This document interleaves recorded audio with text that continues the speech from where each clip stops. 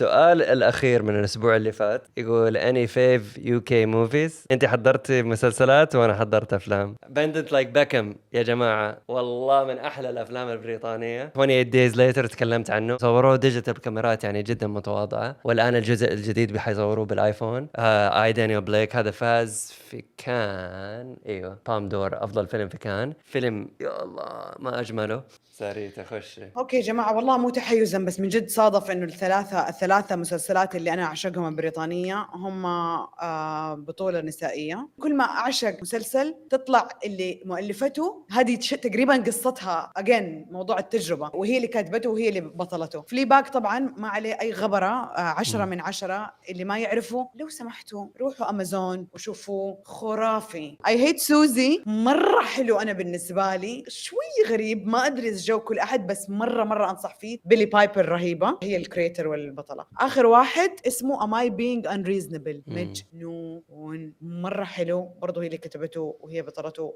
مره انصح فيهم الثلاثه. فين تلاقي فلي باك؟ في امازون. I hate Susie في OSN. Am I Being Unreasonable اسالوا ريري.